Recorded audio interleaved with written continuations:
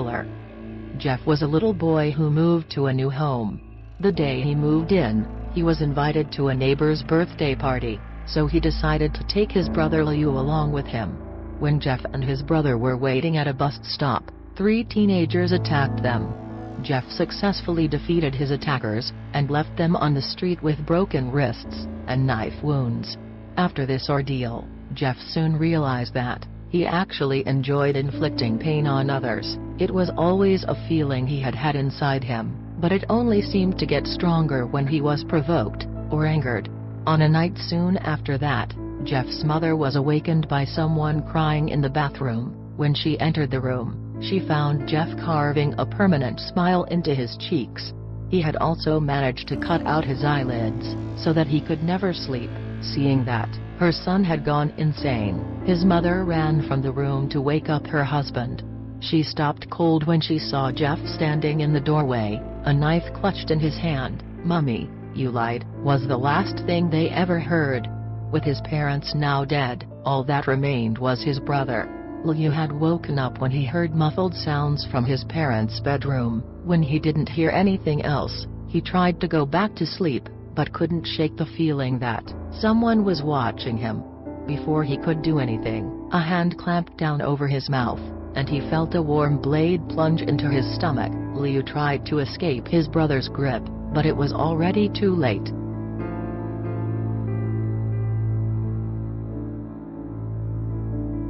The Keyhole. This legend involves a man who checked into a hotel for a few nights. After he obtained his room key, the woman at the front desk warned him that there was a door with no number on the way to his room. She explained that the locked room was used for storage, and she also warned him not to go into the room, or even look inside. The man, although intrigued, went straight to his room without asking any more questions, but by the second night, his curiosity had got the better of him. He tried turning the doorknob, but found it to be locked, just as the woman had claimed. Not to be deterred so easily, the man proceeded to peep through the keyhole. Beyond the door was what looked like a normal hotel room, exactly like his own. However, in the corner stood a very pale woman with her head resting against the wall opposite the door. Confused, the man returned to his room. On the third day, the man decided to look through the keyhole once more. This time, all he saw was the color red, nothing else, just a constant, deep shade of red. Maybe the woman had suspected that someone was spying on her, and had blocked it with something. The man decided that he would ask the woman at the front desk. She sighed, and asked if the man had looked through the keyhole. After he confirmed that he had, the woman proceeded to tell him the whole story. Many years ago, she said, a man had murdered his wife in that very room, and her ghost now haunts it. Her ghost is said to be very pale, except for her eyes, which are bloodshot red.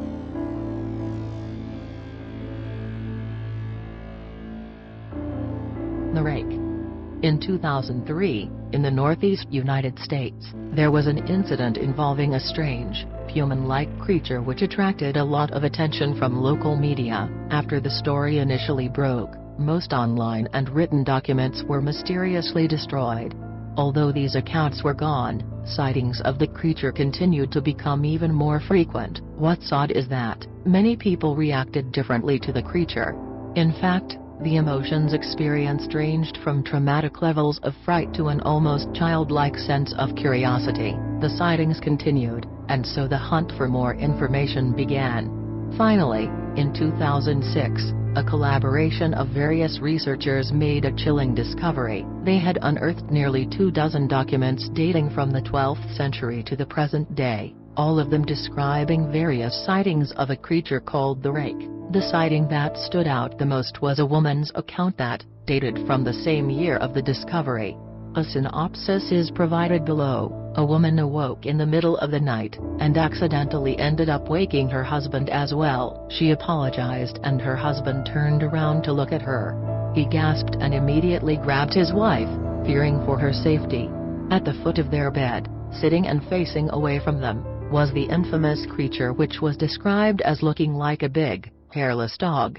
While the couple's eyes were still adjusting to the dark, the creature sprang up, and crouched less than a foot from the husband's face. It stared at him for a while, then made a dash for their children's bedrooms. The terrified couple immediately ran after it, fearing the worst for their children, but they were too late. They ran straight to their daughter's room, only to find her mutilated, and close to death. As their daughter was dying, her final words were, "He is the rake." Then, as mysteriously as it had appeared, the rake disappeared, never to be seen again.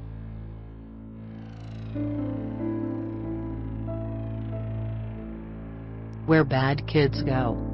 This creepypasta describes a photographer who decided to find out more about an old children's show that he used to watch as a child in wartime Lebanon. From what he remembers, the half-hour show relied on very graphic imagery and scare tactics to keep kids from misbehaving. He believes that the show was an attempt by the media to keep children in check, as the moral of every episode revolved around some strict ideology, such as bad kids stay up late, and bad kids steal food from the fridge at night. However, the one thing that the photographer remembered the most was the closing scene of every episode.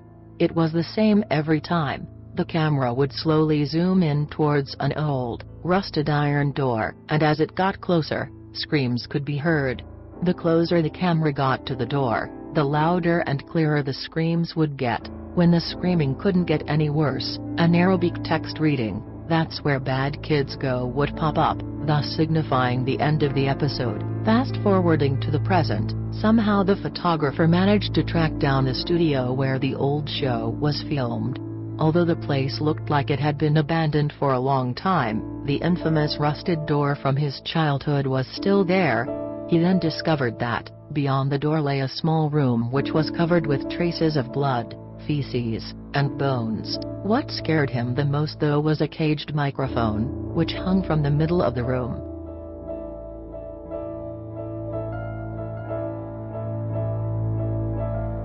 The Grifter. The Grifter is a horrific internet urban legend which was first posted in 2009. It's about a video clip which apparently is so disturbing that it traumatizes everyone who watches it. Apparently, the video clip featured scenes of dying children, excruciating screams, and close-ups of exorcisms and corpses. Although something like The Grifter would indeed be horrifying to watch, thankfully it's entirely a work of fiction. The person who started the legend admitted in 2009 that the so-called screenshots of the video were actually taken from the movie Little Odak. Although most people now know that it's a hoax, it's still a terrifying story to tell around a campfire.